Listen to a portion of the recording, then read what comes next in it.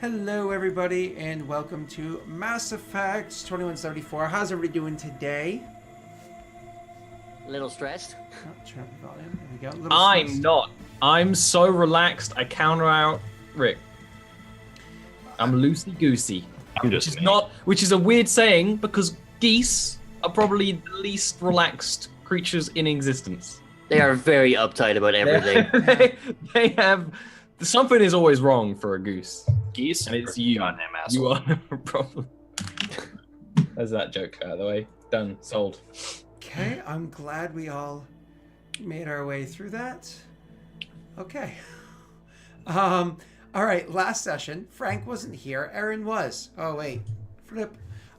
So how are we going to explain to Frank what happened last week? You know what? I want to leave this one to Rick. I think Rick would be able to best describe the start and finish of last session, considering Frank probably remembers the session prior ended with a little bit of combat. Rick, would you like to explain? So there was a lot of shooting, there were some explosions, and in the end there was some boring talking. Oh, there you go. And Ollie, what happened with that? That sounds pretty much exactly like any session of Stars Without Number. Yeah. I mean, it's not wrong. No, I'm glad you started because I almost completely forgot what happened last week. But I remember that we just docked at the moon of the gas giant. I can't remember. Yeah, we were there, we were like, oh, we're gonna get this black box, and guys We were just- like, no, you're not gonna get that black box, and then we Yeah, shot we him. sold the thing. We got paid, and all that money literally just went on having the ship fixed and functional as it is meant to actually be. Yeah. The ship is now fixed Ruined. and works. We have a working ship. We have a working ship that is no longer because Scott was giving secret penalties. We didn't even know how bad the ship Oh, I was. had a feeling he was. Yeah. So, but it was only a -1 for now. But yeah, no, you guys obviously fixed up the ship. So they actually took the 10K that you made off of that from your. I said, just throw. It's her ship. She'd love that. So we took your money from you, Frank, and put that into the pool. But you actually got the specialized mounting, so the guns are fully functioning. You did the maintenance to make sure that the penalties are gone, and pretty much everything else I said. And Ollie, after we discussed at the end of the last session, I took care of that. I applied the changes to the ship's fund. So if you guys actually look underneath the Veil handout, you can see the ship's party fund or whatever there, and that includes what is it? You guys have in ship funds 2850 left. You have 2 prothean components. So while you were examining one of the gas giants, they happened to find somebody rolled a critical success. So they happened to find an anomaly. We're able to peel away something that was kind of like gravitationally stuck in place, even though it doesn't really make sense. It should have been like sucked into the planet. But an old ship, they identified it as Prothean. There was no organic matter on there. It was broken and destroyed. No materials that could be used with their skills. So they were able to rip off 2 Prothean components. You know what that means, Frank. And then Ollie bought parts to build a body. Ollie, body. I told you I was going to look into how long that would take for you to construct. And so more or less the way I wanted it to go is so it's going to be based off of the electronic skill. So it's 2 days per 500 is what it's going to cost. But like if your electronic skill is above a 1, then it's actually quicker for the creation of it. If it's below a 1, it takes a little bit longer. I am a 0. Your electronics is a 0, but you are a... Am I starting to lag all of a sudden? Zoom is having a little bit of trubs. Yeah, this is like... I'm in electronics at 1. I could help you. I think I'm better now. Okay. Cool. Yeah, I don't know how much I trust you building me after you poked around in my stuff. Look, I was trying to. There was a moment Icarus trusted Sid to fix him, and that is gone.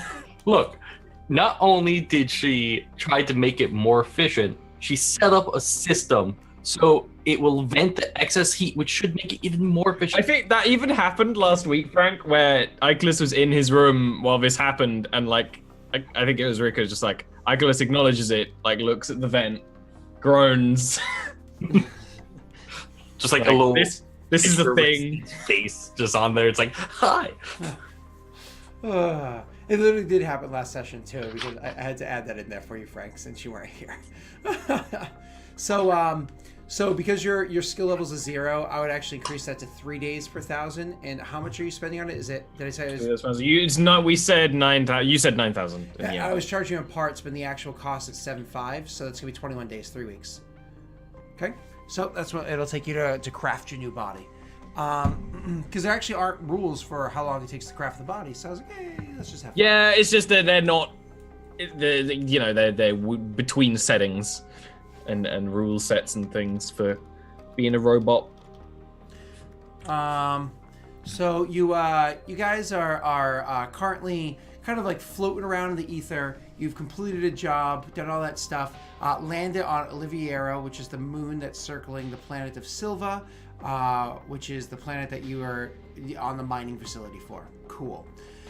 We're actually gonna pan the camera over to Mr. Carmine, who understands that, in your current predicament, you really want to search the gas giant that happens to be where Arcturus Station is generally in orbit or nearby to, because Arcturus Station being the largest station that the humans have, the Alliance have.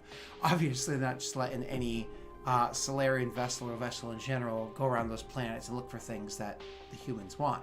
So Rick, understanding the conundrum, has come up with an idea of someone to reach out to. So Rick, what's your friend's name? What's her name? I don't think we actually ever gave her a name. Which is why it becomes canon now. Her name is Steve. Rebecca. All right. Rebecca something or other, I don't know. All right. Rebecca... Frank, give me a last name. Stevenson. Rebecca Stevenson. There you go. You got your wish, Frank. Okay, so Rebecca Stevenson. You're going to reach out to her. Now, how do you know Rebecca Stevenson? When Carmine just got up from his nap. Actually, you know what? I'm not going to ask this because the party's probably going to ask you in game. So, what kind of That's message fine. do you send over to her? That is a good question. I'm probably gonna just write something like, I'm looking into something that you might find interesting. It's regarding an old, Solarian particle thing, and I, include a little bit and bob of information of it. Need to get near Arcturus Station. Could you possibly help provide clearance for that? Okay. So you sent that message over to her, and how much detail? Because obviously most of that information is in the hands of Icolas and Sid, but of course you have. There's the info, the meeting room, right? How much of that information do you share with her? Because she's a friend, you trust her, but still, how much do you? Yeah, we're sending we're basically sending a private message over the internet that could be incepted. I'm not going to include too much detail, but I'm going to include the base stuff. Can explain more in person. It's like an old Solarian legend. You could give the old wiki of the old stories. Ah, yes. The particle is a Solarian folklore.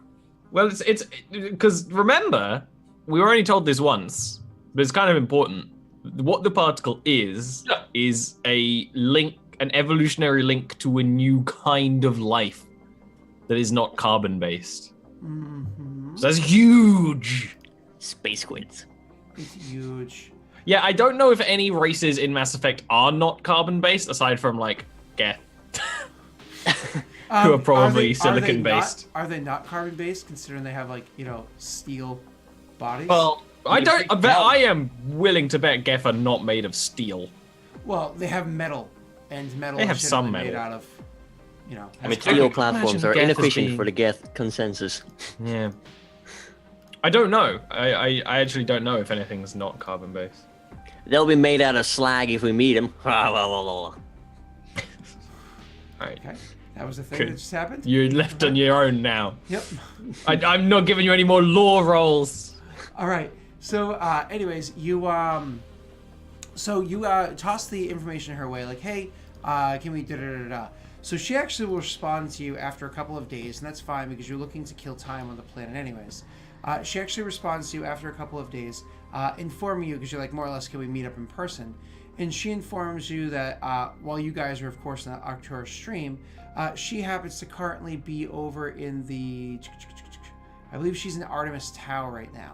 So she's over in Artemis Tau, meaning that there's no way that you can get to her. However, she does say that she's willing to. So the message reads,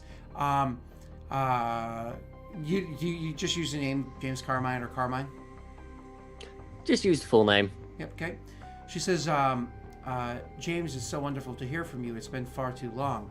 I understand that if you're trying to do any research anywhere near Arcturus Station, they're of course going to be rather rigid to that, especially considering that you are ex-Alliance, and if you try to identify yourself as who you are, you could potentially get in trouble for impersonating a dead member of the Alliance. However, A dead war hero, you know. Yeah, a dead war hero. However, potentially I could gain you a little bit favor, enough that they're willing to allow you to do some sort of research mission if you were then open with your research afterwards. But I'm in a bit of a predicament myself. Do you think maybe you can lend me aid? In an exchange, I will put together something to do that for you. At this point, I will walk over to the crew and let them know that I've sent a message out to a contact that I have in the Alliance science department to try and gain access to Arcturus Station, and that they need a favor to smooth things over. I imagine nobody has an issue with that. No strong feelings one way or another, and I'm willing to bet that's the same for Constantinia. Constantinia wants to help humans, so I imagine she would be on board. Wants to help humans and get in fights. Constantinia actually responds along the lines of, I was informed that this is shore leave. Standard shore leave time is, and says a period of time. So if you're going to be leaving soon, I'm not going to be going with you, because I was informed that this is shore leave, and shore leave time is standard, and gives that period of time again. A very errant response. I guess we'll take that as a go ahead. Do whatever you want. Right. Yeah. Okay. Prompted by that, I have a question, Scott. Did you ever tell me how much money it'll cost to retrofit the ship so that I can plug into it properly? Or is that something we just did because we upgraded it? I did not tell you the cost. And what I would charge you for that one is same as the other ones, 10%. So it would be $35,000. But this would also cost you one component per, so it would cost you 2 components to make that happen, because that is a serious upgrade. You're costing me $35,000 for an ability I already have. You don't have that ability. I have that ability. You said I need to upgrade the ship to use it, but I actually already have the ability. The ship. He has the ability. The ship can't, doesn't have it. Yeah, the ship can't take you. The ship can't take you. He's just too much. So this is the question, and if the answer is not the right one, because I don't know if the yes or no is what I want yet, I will be mad. If I got a Citadel standard ship, could I use my actual ability on it? I would actually say no to that one. That is not a standard feature. But it's actually a class ability. I 100% get that. However, this is not fair. You are just hard nerfing a class ability I should be able to use. Someone's been processing. I can't use it, and then we got the tiny fucking crew, and you're like, oh, it'll be okay because you've got this. No, I don't. Just download more RAM. Get Anyway, a sound that's me. card and download more RAM. And it better not cost physical weight or whatever Starsma number uses. Oh no, to upgrade. I honestly Mass. There we go. Oh, upgrade the no. ship. It won't cost master power. It's a firmware upgrade. Yeah, exactly. No, it won't cost it. Alright, It's literally you're just adding an input in a systems upgrade or whatever. That's my salt out the way. Oh, that might have been useful if we could have done that or already had that, because our crew's going to be tiny, so our ship would be efficient. But that's okay. That's fine. You'll be That's fine. okay. You'll be That's fine. fine. Don't I'm you sure we worry. will be. Oh, But of if we course. aren't, I'm just going to mute myself and scream a little bit. If you do it though, we want it to be genuine. Actually, get a little color. No, a little color in there. A little Sith Yeah. going on. All right, sorry about that. So, you guys don't seem to have any objections. At least the two of you. Does Sid say anything, an objection or interest? I think Sid is more doing her own research on trying to do a deep delve into the Silurian folklore of it, see if there's any other hints or anything like that. It's actually a really cool thing to think that you would have done in like the spare days leading up to this point, including the shore leave time that you guys have been on Oliviera. So why don't you, for the purpose of this interaction, roll me a lore check. Now, I'm going to allow you to get a +1 to that lore check unless you wanted to like invest money into like purchasing certain materials. Would you spend any credits on this or no? How much? For 200 credits, I will give you another +1. For 500 credits, I give you an additional +2. And how much do I have? I don't know. It's on your character sheet. We've got like 2,800 in the ship fund. Yeah. Oh, so it's just going to pull the maximum amount out of the ship fund then. Okay, there you go. So you can drop that by 5. And get yourself a +3 to this roll, and don't snake eyes. Here's time to snake eyes. Close enough. So reaching out to the my apologies, my brain just stopped working for a second. Kind of like reaching in, doing as much research as you possibly can into Solarian folklore about what this particle is. It has something to do with an old religion that the Solarians used to have back in the day. They used to worship some sort of godlike creature or a god itself within their faith that they believed could manipulate the stars and affects the heavens. It was a faith that sprung up around when the Solarians first hit to the skies, which is probably about 4,000 years ago now, 3,500 years ago now, somewhere in that frame. But it has long since been disproven, and it's a laughed at old faith. Nobody really adheres to it nowadays. You know what I mean? It's like the idea, like in our current Earth, you know what I mean? If somebody's like, oh yeah, no, I fully believe in and worship Norse gods, they're 100% real, absolutely. You're like, okay, sure. I mean, you know what I mean? They're Which is funny because in Mass Effect, that's true again. yeah, but which is fine. You know what I mean? And it's just one of those, like, again, most modern peoples are like, well, but there's comic book movies, buddy. So Sid's going to take that with a grain of salt, but also basing it off of the last Solarian that she met, where, oh, this particle that she and Icarus found is real. So she's going to start thinking, okay, so it's something about manipulation of matter and creating planets, maybe? Or something along those lines? They use the gas giants for that somehow? I don't know. She still has to think about it. Okay. She's going to be doing a lot of research. And that's kind of like the information that you share with them. Cool. Anybody respond to that, or who's hammering? I didn't even know we were being asked a thing. She was Or informing talked you about of it. stuff. No, she's kind of just in her own mind, and she'll probably bounce it off of Icarus. It's like Icarus would just respond with what the particle is, according to him. The whole, it's a key to a new form of life that may already be in existence. To a robot, this is not up to debate. oh no, like okay, but what other could it make? Can it be used to make planets, to terraform, to Icarus would think for a bit. You see the little loading bar?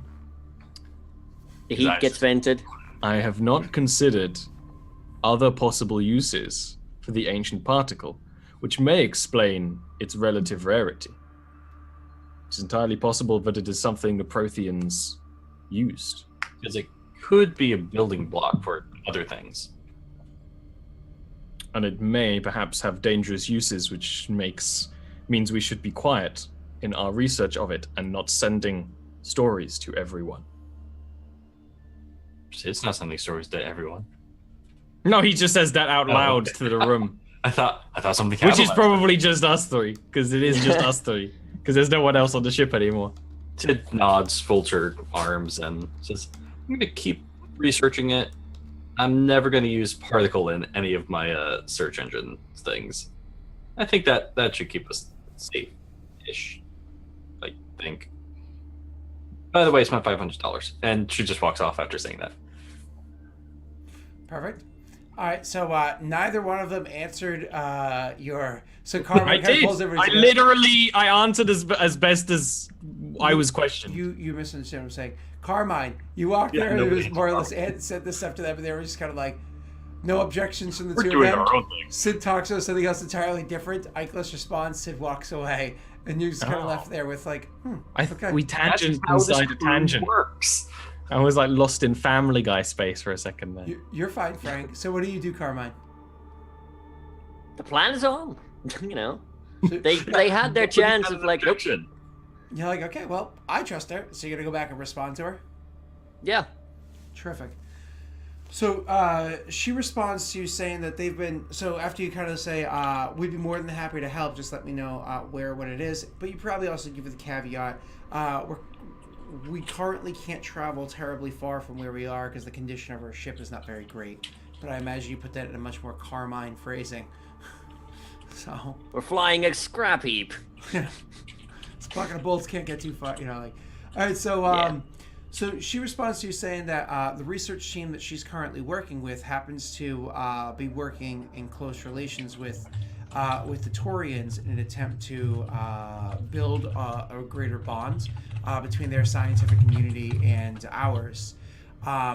Unfortunately, one of the Taurian... So, unfortunately, a Alliance vessel that had predominantly a Taurian crew on it went missing over in the Strenuous system.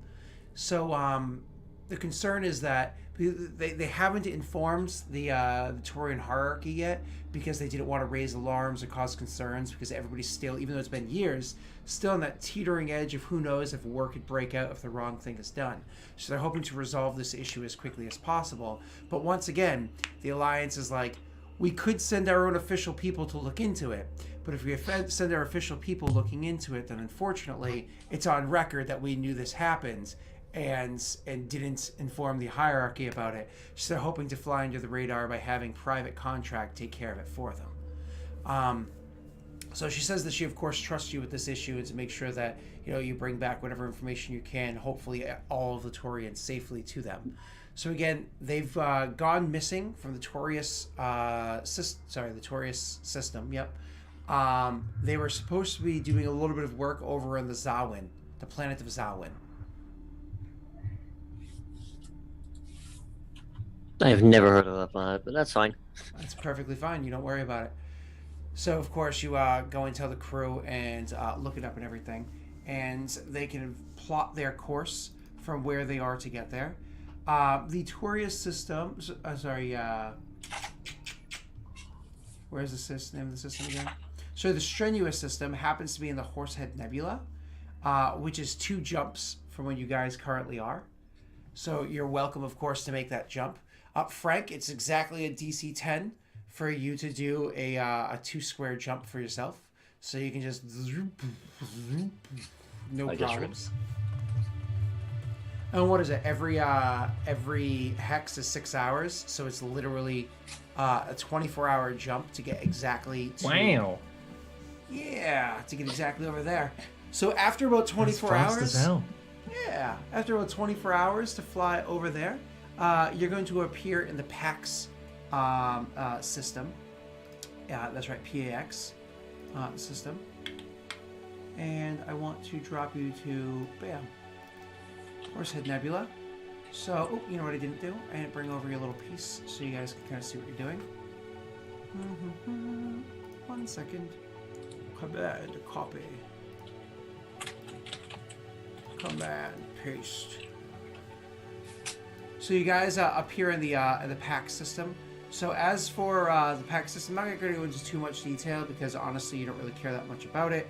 The PAX system actually has its own fuel depot and everything. It is a pretty well-trafficked area that exists right here. So a lot of ships that will come through the relay will stop here to actually refuel if need be. So there's important things to note that you get pretty standard costs to refuel your ship here as opposed to the higher or lower costs you get in other places. But also PAX is where Novaria is. Novaria is a world that has it's all privatized research world because it's considered too dangerous for places like the Alliance or the Hierarchy or whatever to have done it. So it's a 100% privatized research world, but you're not going to Novaria or anything like that. Heading from Pax over to, and you guys can see the map, correct? Yeah. Cool. Over to Strenuous is going to be 8 hexes for you. And I believe you can travel 2 per jump, correct? So every 2 hexes is 50 hours. So 8 times 50, 4 times 50, 200 divided by 24 is how many days is that? What's 200 divided by 24? I think you're looking at like a week and a half. Yeah, something like that. So 200 divided by 24, as you said, 8 days actually. Plus the day to jump here is 9 days, Ollie. I'll even be nice enough to give you... You think I was counting? Oh, were you? Yeah. Okay, I was. You give me a timer. I'm counting. Although of course I'm not counting like half days and things on this. This is like dedicated work. Of course, and I'm also going to give you 5 days of while you were still kind of like held up while people were getting information, doing shore leave stuff. So. Oh yeah, I guess we shore leave for a bit. Yeah, so we'll give you a solid 14, for that. Cool. So you guys are able to get yourself eventually all the way over to the Strenuous system. Now, as for the Strenuous system, it is a typical mid-sized solar system. I think there's 5 planets in it. The planets in order are Yanthori, Antitari, Traylin, Zawin, which is the point of interest, is the 4th world, and lastly, Thessalgan. So, Thessalgan is a gas giant, which obviously you guys are always interested in those in general, and I believe, which is the 5th planet, and I believe is the 1st planet one as well? No. Okay, just because it's unusual for the closest planet to be a gas giant. Oh, there we go. The 2nd planet and 5th planet are gas giants for you, okay? But the 4th planet from the sun is where your interest is. So do you guys want to make any checks on any of these planets to learn about them, check the extranet or anything like that, or are you kind of good? I would do a lore check to like figure out the planet we're going to because I haven't heard of it ever, and Sure. can investigate stuff. So Sure. Let's see if you're doing it. Anybody else doing kind of a little bit of research, or are we just going to leave it to Carmine? I might as well do the same thing at the same time. Sid's already invested into science stuff. Okay. I'll Google. Yep, space Wikipedia. Yeah. Awesome. It's my job. Cool. So, more or less, Carmine is able to come with some information about the Zawin planet, letting you know that it's a atmosphere of carbon dioxide and ethane. So, of course, it is a planet that is level 1 danger, meaning you can survive there for potentially a few days with just your suits to protect you. Or in the case of you, Icarus, your systems should be able to hold off that for a few days, assuming you still have power, potentially even longer, because you don't like breathe and stuff. But you cannot be open in the atmosphere or without like super well designed suits. You can't just be out there like, oh, it's just typical space suit, like or whatever. It has to be a well designed one to protect you from the atmosphere and everything there. So because of that, there's not a ton of people that really come to and from this planet. There's also not a lot of materials to collect here, so there's not a lot of mining that exists here, though some do. So usually when you have a world like this, and this is just your understanding from your time with the Alliance, Carmine, usually when you have a world like this where there's some mining, but it's not like crazy populated for mining, there's no like specific settlement here, these tend to be worlds where if there's a mining facility that's abandoned or a research facility that's abandoned, you'll tend to find things like mercenary groups or sort of like banditry. What's space bandits called? Help me out here. Pirates? Yeah, space pirates, thank you. I couldn't think of the word. So I couldn't think of the word pirates. So where piracy and whatnot will tend to exist if they can get their hands on a location because they ain't building it, right? What Icarus is able to discover specifically is that this planet happens to have a decent amount of palladium, cobalt, and iridium. And the reason why I say Icarus takes this as a point of interest is if you guys are actually able to get your hands on it from data you've collected along the way, you know that iridium is something that's kind of in shorter supply for the world that you were spending time on before, which is Oliviera. So iridium has some extra value there than it typically would. So while you're not generally a cargo ship, it might be a good thing if you found some along the way. As for Sid, you get actually entirely different information. So sticking with the train of thought of info, you're kind of like, looking at the worlds and the names populating, one of these kind of look familiar. So you're actually backtracking through your own research. And you're actually able to find out that the third rock from the sun happens to be a planet by the name of Traylin. So Traylin is a very, very, very craggy world that has large amounts of of iron and magnesium silicates that are on the surface of the world. It is a nitrogen and xenon atmospheric planet. The problem is because of the cratered and craggy planet, they suggest that most ships don't dock there for safety. But beyond that, even though it's an old, forgotten religion, there's still this understanding of respect that ships don't land on this planet because of, not an old religion, because of the current Slayer religion. Ships don't land on this planet because of a religious cult that believes that certain patterns within the craters of the southern hemisphere actually resemble the Solarian goddess. So the whole idea is that this planet is theoretically a physical representation of their deity. So you don't land on this planet out of respect to the faith itself. Never mind the fact that it's super dangerous for ships. Okay? It's a lot of info. Did you guys get it all? Yes. Perfect. He says it with confidence. I don't believe any of you. So, what you do is you kind of come to this this world and you spend a little bit of time doing research and figuring things out. Do we have a point of contact? What's our lead? What's the last place people were seen? Or is there a common area where they all went missing? That sort of thing. It was literally, that this system it was an alliance vessel. The more or less the VIN or the frequency, the commonly easily discovered frequency of that vessel was fed to you, the information, as well as the captain of the ship happened to be specifically a Taurian captain. It was not a permanent thing. It was a trial sort of situation. So if you want to write down the Taurian captain's name, his name is Takim Vejor. So Takim is the Taurian captain. It's predominantly a Taurian crew, but again, there are humans mixed into it as well as part of this mission. They came out here to do a little bit of research. As for what their research is, she didn't share the information with you simply because of the fact that it is classified. So she didn't share the information with you, but did say that they were over in this region doing some research and sent you that info. Obviously, Icarus knows that his long-range scanners might be able to pick up that kind of a thing. Right, I would probably suggest that we run one of those scans then. Icarus does not scan. Are you asking me to run a scan? I'm pretty much suggesting that it is the best course of action.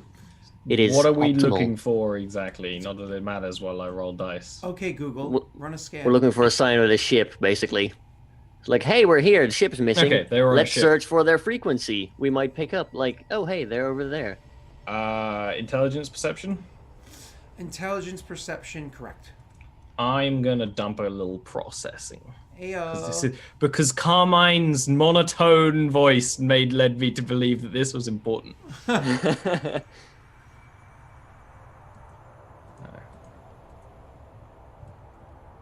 didn't have breakfast yet. I'm hungry. I'm not hungry. I just somehow can't.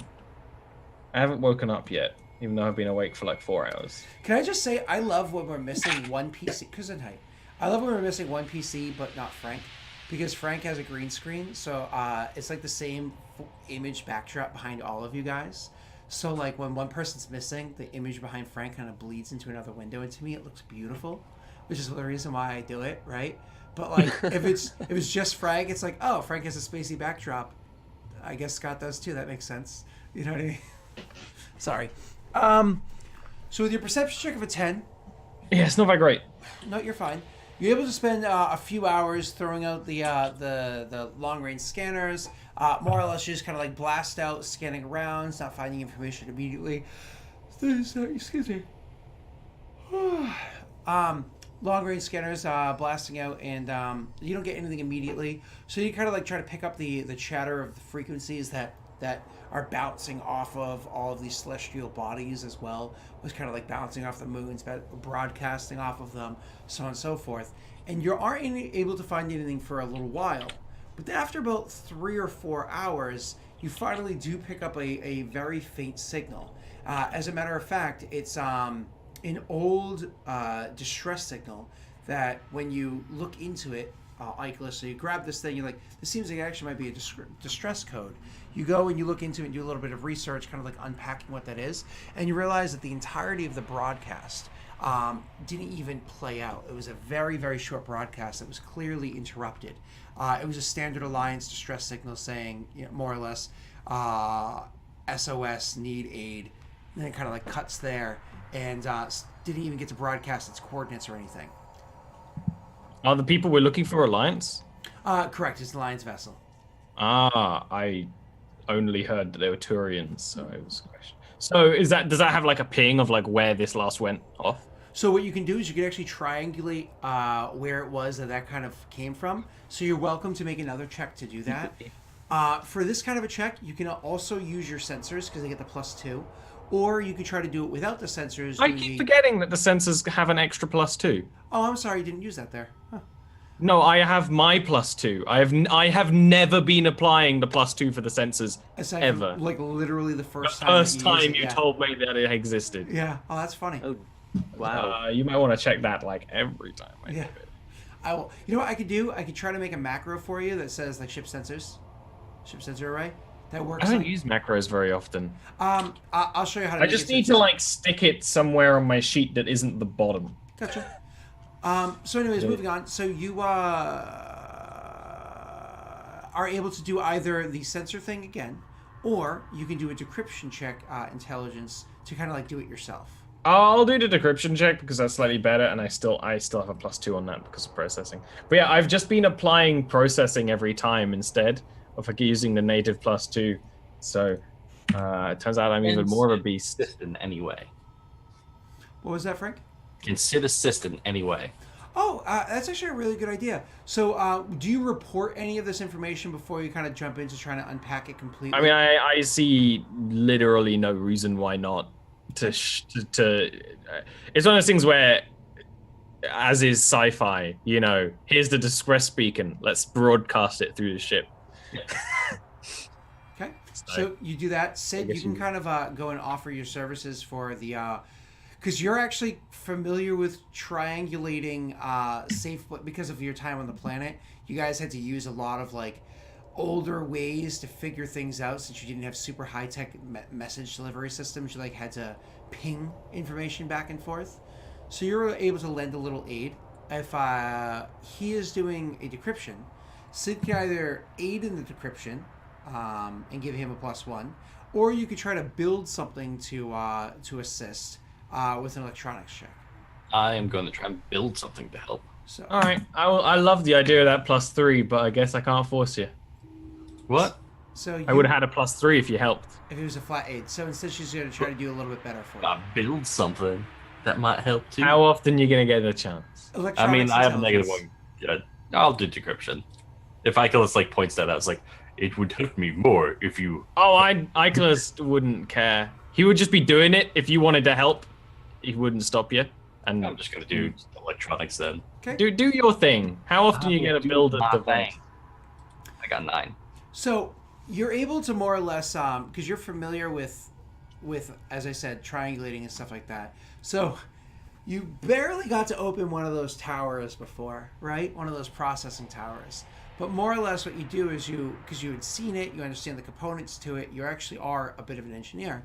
You and you understand programming to a certain degree because you're wicked smart. So you actually are able to slap together a little device really quickly that if Ikelis is able to attach it to his processor and run it as like a relay through the sensors array, he might be able to actually boost his chances of doing this, giving him a +2. That's pretty good. And for the record, in Icolus's thought process. There we go. I'm not with it. There's no hope. There's no hope for Ollie today. Dude, that was me last week. Yeah. No words. I think we just flip-flop, honestly. I think if you look back, every week, one of us is dead and one of us is alive. Ollie, you're the yang to my yang. Sure. If it was anyone else giving him a USB to plug into his processors, he would be extremely suspicious. But he actually, because he knows that Sid has been trapped on that planet for this whole time, he finds it just he just doesn't even consider the fact that she could like be trying to hack him or something. Just doesn't even like she couldn't do that. Wouldn't even be in the thing. So since you plug that in there, you actually get hacked, and Sid learns all of your secrets. All the porn gets uploaded to your sensors. Every bit of it. No, I'm just kidding. All the porn. That is a huge check. That is. I had a +4. That is a ridiculously large check. A friggin' 16. Jesus. All right, so with that response right there, you actually get exact pinpoint coordinates for where this vessel is, and I'll even go as far as to say you can tell based off where it is that it's probably just lingering in the middle of space. There was you could clearly tell by the way that the power was, the way the signal abruptly ended, that the signal was immediately cut, likely from the power of the ship dying down based off how the signal kind of trailed off and lost its oomph, as opposed to just kind of like an abrupt stop because somebody just ended the signal. So the idea that there's a dead ship hanging out somewhere in space, you do get the coordinates and you're welcome to head there. Sid, it's only like a 4-hour trip. You guys can easily make your trek over. Okay. If that's what you guys want, Sid's gonna fly over there. Okay. Crash into the ship and everyone dies. Oh, I was imagining Sid flying, not the ship flying, for way too long in my brain. I mean, We'll just fit on the back somehow. We don't know for a fact that Sid can't fly. Did you guys ever see Story of the Century? No. Sorry, the movie based off a Stephen King novel. There's a lot of movies based off of Stephen King novels. Specifically Storm of the Century. I don't think I've seen any of them. Yeah, it's really good. But anyway, Sid flying made me think of that. So moving on. So the you guys make your trek over to it. So as you approach the vessel, I imagine Icolus immediately does a scan of the ship. You don't need to roll, Ollie. So in your scanning of the ship, you quickly are able to find out the systems are offline, and the backup systems are barely online. They actually set to, like, it's usually when the backup systems come online, the reserve power is only going to be used for what's needed. So like if the VI of the vessel realizes there's nobody in this room here, they're not going to be pumping Atmo into that room. It'll just leave whatever Atmo was in there. They're not going to heat that room because there's no reason to overwork the system. So the issue is that the backup systems are clearly online, but there's nothing currently active. It's very likely that if there's anybody on the ship, they're not living. Ghost ship. Time to board. More or less. It's gonna stay on the Veil. That seems very sensible. Good idea. It's a shame we don't have Constantine because she did really good like boarding and space walking last week. Yeah. Unfortunately, you gave her you told her she was on ship leave, and then you wanted to leave too soon. You should have given her more time. So so you make your way over to the ship. Now, Sid, if you had boarding tubes, you can easily just like cut a hole into the hull and drop it, and there's no concerns. However, you don't. So you have two options. One, park as close as possible, put on your suits, jump across in space, and open up the door that way. Or two, try to line up the vessels. And mind you, this is a 3,000-year-old Solarian vessel. And try to have your airlock interact with their airlock so you guys can actually connect. Because the airlocks theoretically can't... 2 Alliance ships could definitely do that. But this old ship and this one's going to be much more difficult. Which our holes might not line up. Sid has almost the same angle. suggestion though, which is she realizes that these don't these don't match, that might be difficult. Michael, can you make like a harpoon gun or something? Because if we get close, fire a harpoon onto their ship close to their airlock, you guys can just, without much difficulty or risk, pull yourselves over on a wire or something. We already we can just have tether ourselves a to our tether. own spaceship, right? So there's no danger of drifting off anyway. Well, The ship has a tether we used last week, so we could just use that the same way. I wasn't here. So. Yeah, I know. That's why I was going to say it now instead of like being like, oh yeah, no. We should be able to just use the tether essentially the same way and just. just This is why you stay on the ship. It's just like the anchor on Friday. We'll just hold on to the end and like launch the tether. And then I should be able to hack open a door from the outside. The tethers from the inside of the ship, you guys control, and they have their own little air bursts or whatever to guide them. So they kind of. We got like a little. Yeah. So So guide Sid them will over. pilot us over. Yeah. Exactly. So Sid will fly over, release the tethers, and they have magnetic seals that kind of clank to hold on to the thing. So is this going to pull it any really closer to you guys? You don't want it too close because it could bump into your ship or whatever. No. But it will make it so it doesn't just go careening off into space with one person on it. Yeah. Unless somebody cuts the tether. Like And literally we can. a space samurai is like, hey-ya. I mean, it's Mass Effect. It's possible. I'm not samurai. I'm actually ninja. Hey-ya. So you release the tethers. Again, Sid, your pilot is a 2, isn't it? Yes. So I'm not even going to make you roll for that. You just succeed in setting the tethers over, locking things down, so on and so forth. As for the two of you jumping across the Great Black, are you going to just kind of like...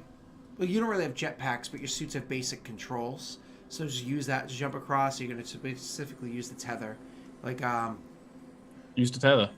Yeah. Use the tether to kind of like make your way across, going as safe as you possibly can. You taking all precautions, and then you make your way over to the airlock and try to hack your way in that way. And I'm going to use one processing to open it. Okay, so that's 2 in today, of course. 3.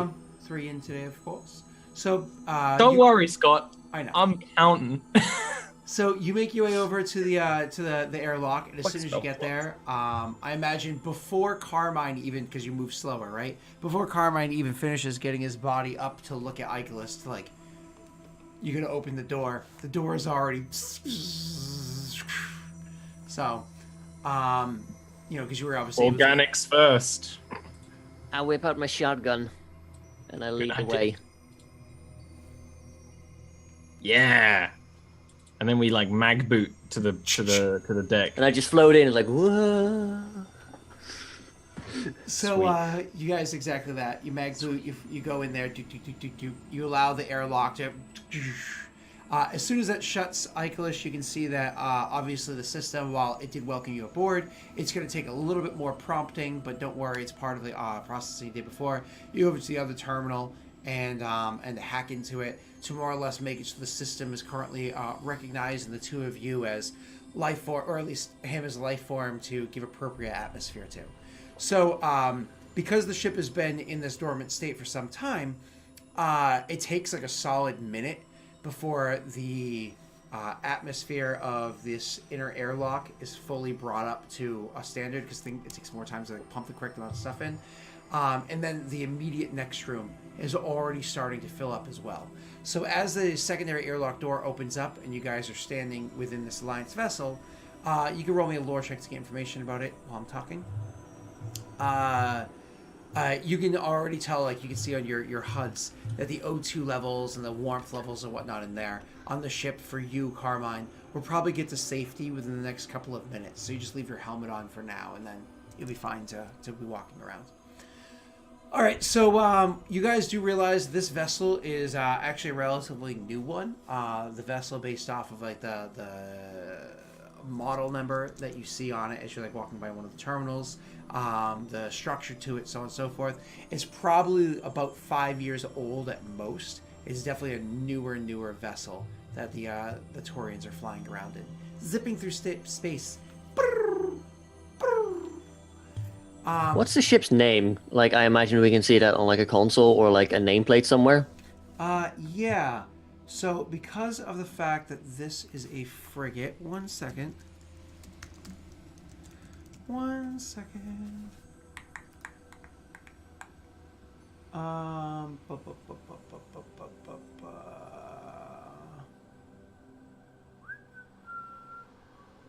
Sorry.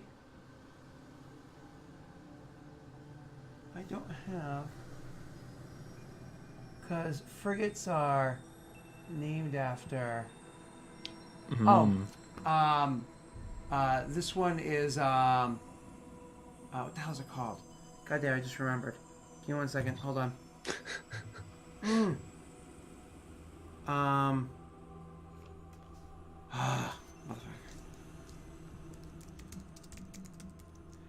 This is super exciting. Stump the DM with names. It happens more often than not. Goliad. It's the so this one is actually called the Goliad, the Goliad.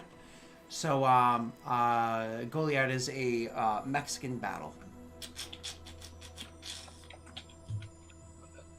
Okay. It was during, So we're on board the Space Alamo. during the Texan Revolution.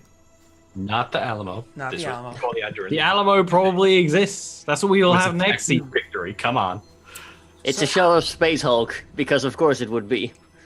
So the reason why specifically I went with that name is because you go over to the terminals, and one of the things that you see is as soon as you walk up to a terminal, this doesn't even affect you in the slightest because you're of course fluent in all these languages. Carmen, as soon as you walk up to the terminal, you see that it's written in Spanish. The entire thing, all this stuff is written in Spanish, which is fine because you actually know Spanish well enough to get by in conversation for like I'm buying basic needs or inside of a Spanish language speaking dominant area, and you can read it well enough to get by, but you also know where to hit the settings menu and change it over to English because Carmine is American. So Hablo español? Carmine No, we is- speak it English. Carmine's Scottish. oh yeah, Yeah. so he is Scottish. My apologies. Oh, who is the American one? Lena was American. That's right. And Rockwell was Martian. Yeah, yes, of course. So, so you are able to go over there and kind of like, and then change over a terminal. So now that you guys are looking at the vessel, what are you looking for? Signs of battle. So, Yeah. so immediately once you get into the vessel and you like look around, you're like, okay, signs of battle, so on and so forth. In the immediate room that you're in, you actually aren't seeing any signs of combat right here. But so in this first room, do you want to just kind of like look up logs or keep walking through the ship first? I take I'd it there are no say- bodies around. You don't see bodies, no corpses. I'd say let's go to the bridge. Okay. As humans Sounds like a plan. are important on the bridge. So as you guys do make your way to the bridge, roll me perception checks, please. And you can do wisdom or intelligence, your call. I would definitely do Definitely intelligence because I intelligence. still have processing on. That's Like, funny. turn it off. Oh! I see everything. Oh my god, that was Wow. You somehow rolled one less and still got better. Okay. All right. Yeah, but I got a critical success. Hold on to your asses, guys. Are you ready for this? On your way to the bridge, one of the things that Carmine notices is that there is a what's that thing called? The armory is on the way over. Carmine's one of those people that as he's walking over, he's just like, fuck it. Deep, deep, deep. Door opens up, and so immediately the air starts filtering into that room for you guys. And the armory is untouched. Typical supplies. So there's like more than the usual daily usage would have been removed. So obviously something would have happened for you to see that those things were removed. As a matter of fact, right outside the door of the armory, you're actually able to see like holes inside the inner hull, the walls, seeing that like there was clearly some weapons that were fired here. Though you don't necessarily see any blood or anything. Walking into the armory and looking around, you're able to see that this armory is stocked. Now, this is Alliance vessel. This is Alliance property. But the armory is completely stocked. You're looking around at what kind of things they have there. You're like, clearly this was meant to be either a vessel that was planning on some sort of encounters because they have the stuff for it, or B, this is just how Torians rock and roll. But these aren't just Alliance standard weapons. These are also hierarchy standard weapons. You find all sorts of wonderful goodies in here. SMGs, assault rifles. You even find a couple of rocket launchers. Like there's grenades over there. I mean, it's Is there beautiful. a grenade launcher? Oh yeah, there is actually. There is a grenade launcher. You find a couple other things. Walking around in there, you see all sorts of stuff. So Icarus, while he's looking around in there, obviously Icarus knows Carmine by now. You have no interest in these things because you have what you need, or Carmine will find something good for you. So you just kind of like, without abandoning him, continue looking nearby. So you open another door nearby, and you actually see this is where over near like the engineering area. And so by checking out this spot, because it's like, lower down in the ship, by checking out this spot, you're actually looking at the engineering area. You see where all of like the who's its and what's its and gadgets and gizmos that they're working on are inside this room. Walking around the room and looking, you happen to find something over in the corner behind, of course, a locked gate, but you can see through.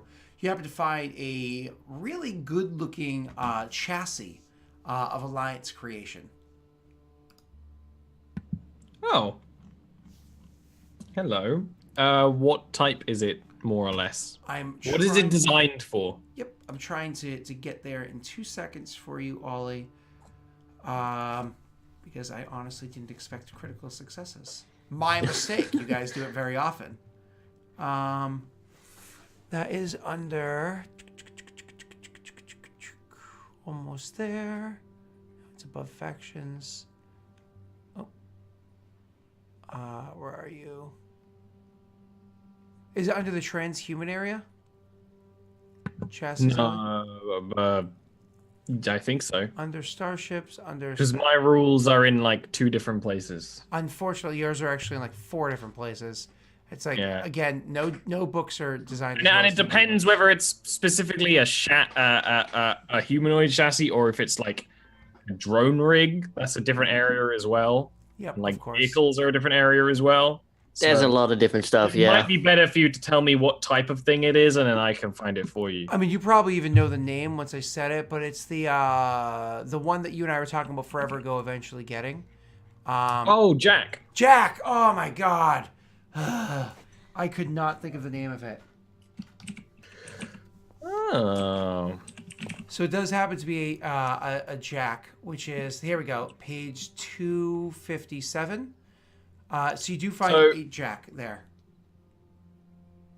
Are you going to describe it, or am I going to describe it? Well, I'll let you describe it, and it is of human. This one is a human model. A Jack is a near humanoid AI virtual intelligence chassis, but is designed for maintenance. It is a maintenance chassis, which ends up making it look kind of like General Grievous.